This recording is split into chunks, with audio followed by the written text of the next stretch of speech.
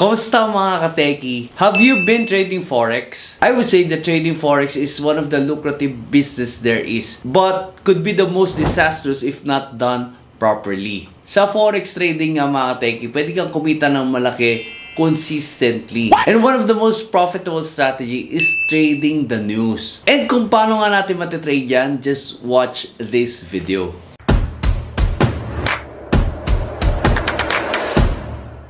Kamusta mga teki? Ako nga pala si Paul, at kung bago ka pa lang sa channel na ito, click mo na ang subscribe button, pati na rin ang notification bell para updated ka sa mga videos na pwede natin pagkakitaan. So mga teki, wag na nga natin patagalin, papapakita ko sa inyo kung paano nga ba yung strategy natin or yung approach natin when trading the news.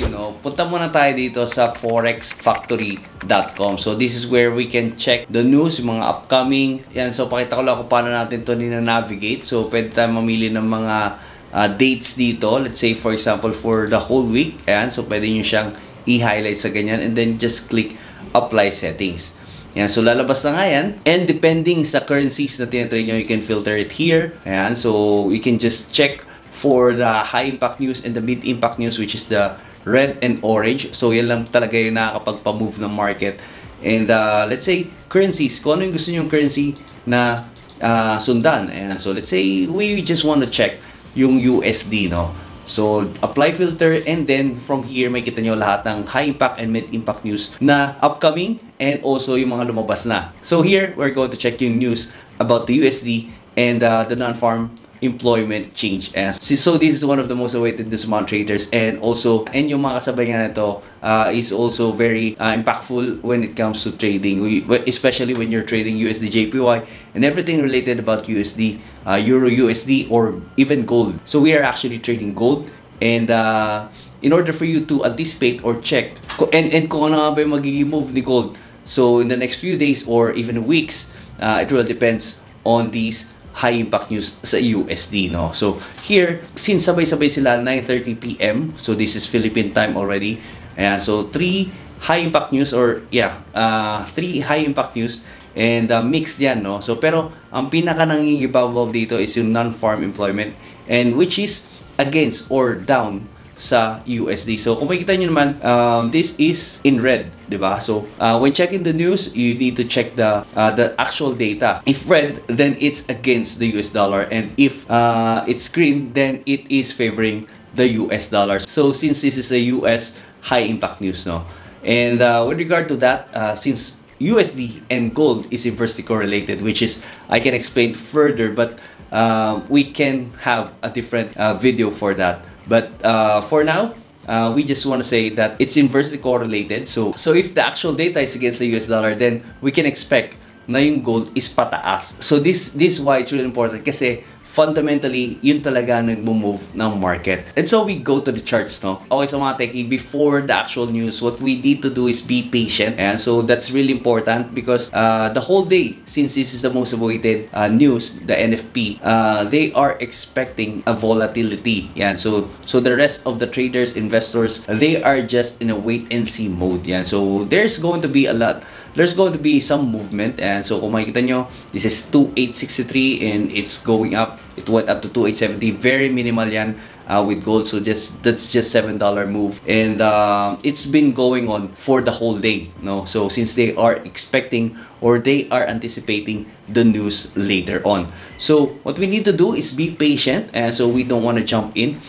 You can actually just trade this on a range trading. If it's going to go down here in the support, you can just buy, and then if it went up, then we can just close the position and then go on sell, something like that, no? But it's not really recommended, kasi hindi natin talaga alam kung saan papunta itong direction nito. So now let's check, since malapit na nga yung actual data ng news. So before that, make sure na you check the higher time frame for the general direction. Like what I always said with my previous videos, do a top-down analysis. With that, you'll have an initial idea on where it is really going. So basically, the news is just a confirmation. Okay, so mga tech, with just a few minutes, ilalabas na yung data for the high impact news na inaabangan natin. So let's see. And there you go mga tech, as expected, it's neutral, and it's mixed forecast. Pero yun nga, nangingibabaw nga yung ating NFP news since yun nga yung inaabangan nila, no? So this strong candle na up and down, no? So pataas pababa lang siya.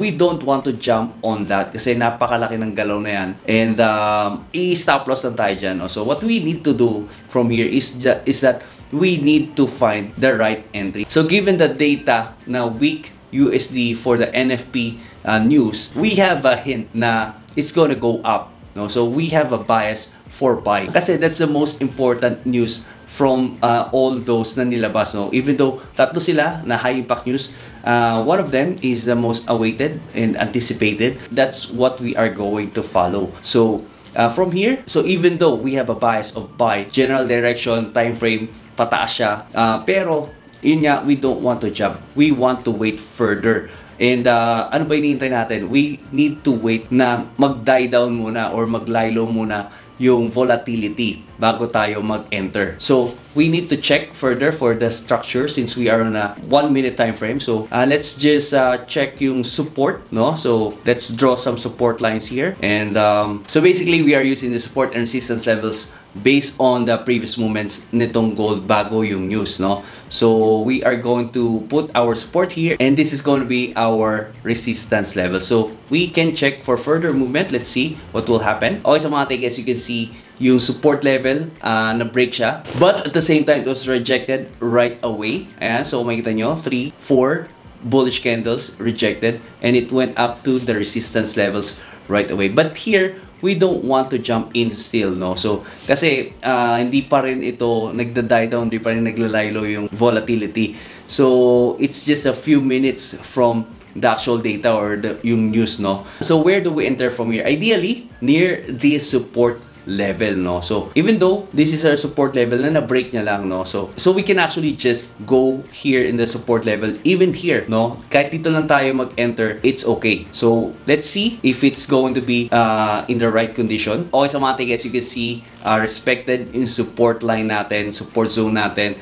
And from here, we can zoom in. Ayan, so let's zoom in. This is like a doji and followed by a bullish candle. So, ideally, since we are following the NFP result, yung actual data na NFP, it's against the US dollar. So, we are bullish with gold. So, it's inversely correlated. Even though mixed yung actual data for all three, pero yung NFP is the most awaited part of the high impact news. So, that's what we're going to follow. And since it's bullish gold, so we go long from here. So, from here, we can actually just put our trade or our entry. And so first, we can actually just target this high from here, the 2870, and it's even a psychological level, no? So our stop loss will be from here. So not so tight with the support zone kasi, so tulad dito, meron siyang fake out. Ayan, so kala natin tuluyan siyang babagsak pero bumalik din kaagad. And from here, we can put our order. You can actually target higher from here as well. Ayan, so can put another one. We can put 2. We can actually target the all-time high with our second buy order.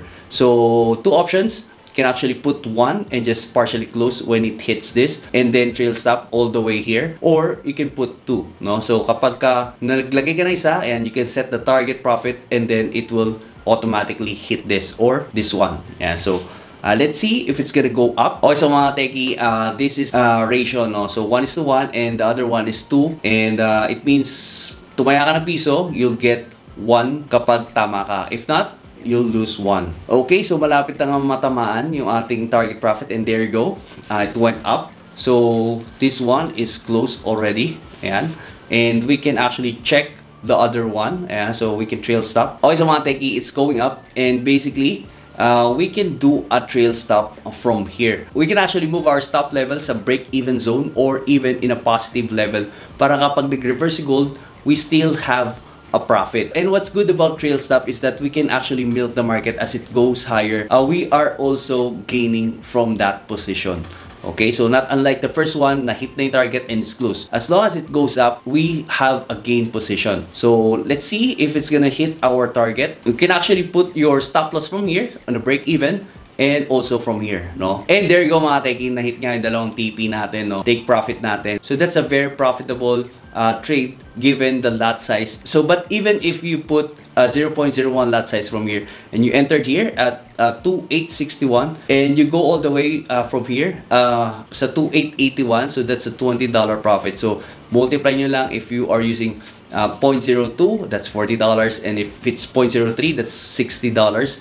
So pag 0.1, so napakalaki na nun, no? So one lot size, it's really profitable. It's going to be thousands of dollars in just a few minutes of trading. So that's how we trade the news. We don't want to jump right away. Pagkalabas sa news, we wait for it to die down para maka-entry tayo, and we enter on the right time and on a very logical position. And that's it mga teki. I hope you liked the video. So thank you so much for watching, and I invite you to join our Telegram community. So nandiyan yung link niyan sa my description box below, and also if you want to create an account, nandiyan yung mga links niyan sa description box below as well. So thank you so much. Have a great day.